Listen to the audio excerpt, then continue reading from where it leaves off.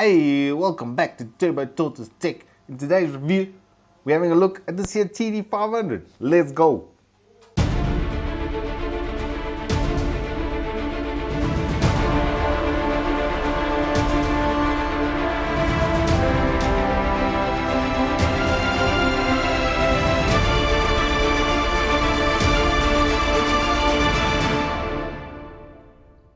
Alright, so we have the TD500 here on my left. It is a new case from Cooler Master, or is it? It's actually almost identical internally to the MB520, which we actually reviewed previously on this channel, and that's a very good thing. The one thing that they did change though was the front panel is now full mesh, and that is going to obviously aid in airflow, and it's a single layer of mesh, so yes, of course, dust build up and this sort of thing it's inevitable in any PC case really, but the fact that it's high airflow is going to help us out, well, I think a lot. And unlike at that point in time, I didn't have a test bench to be able to put inside the machine and check the temps, but now I do. So let's get building.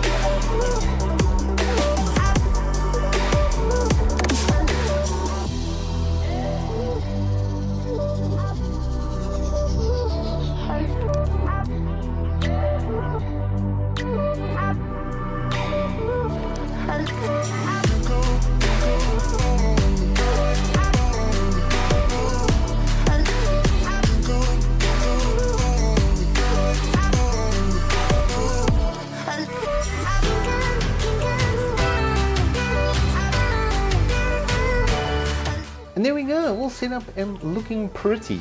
It is actually really nicely finished, especially once you peel that stick off. I've actually never had a sticker hold on to a case quite so virulently in my entire life, but there we go. It is installed and all working.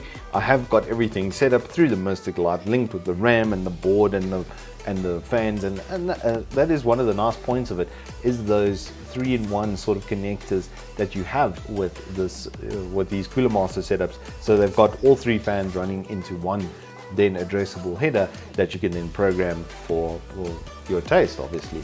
And then they do have the Gigabyte proprietary header, because that would be difficult and make their own one, but this being an MSI board, it was very easy just to connect it straight in there, and then just jump into Mystic Light and control everything simultaneously, and then you can control each item individually as well, but that's once again up to your preference.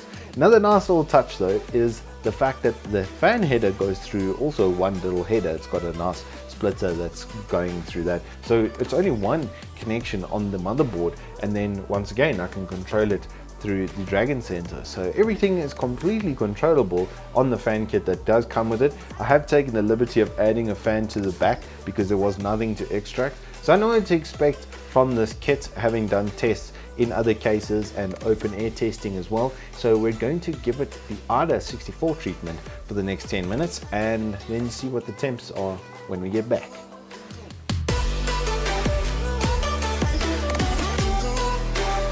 A few moments later. And that is 10 minutes. Let's have a look at the results. I'm going to stop it now.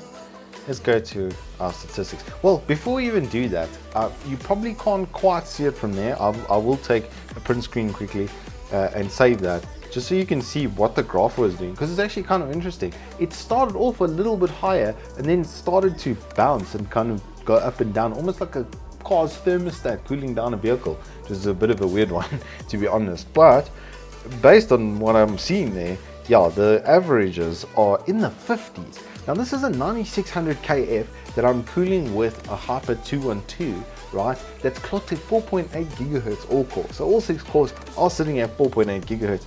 And if I scroll down here, we can verify that they're actually doing a little bit better than that. It's going 4838 if I do another. Oh wait, I've lost my first print screen. Alright, but getting back to what I was saying before I was really interrupted by my lack of cut and paste. The temperatures that I've got, well, the averages that came through at the end of that, even the maxes, the average that I got on the open air, so just the cooler with the CPU, was 74 degrees. This was doing 55, so it's 20 degrees better, and there's only one extraction fan behind that, and the CPU cooler can have another fan on the back of it. So if you were to put all of the fans inside of this case, there's definitely not a shortage of airflow, but it's been designed as such to be a high airflow case with that full front mesh.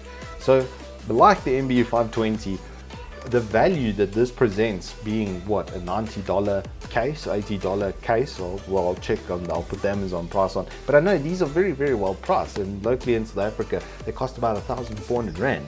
So full glass side panel, full front mesh, full RGB fan kit, plus plenty of room inside the case for putting in water cooling, etc. Plenty of hard drive storage space allocations. You could even do custom loops in here pretty comfortably. The top has space for 140mm fans as well.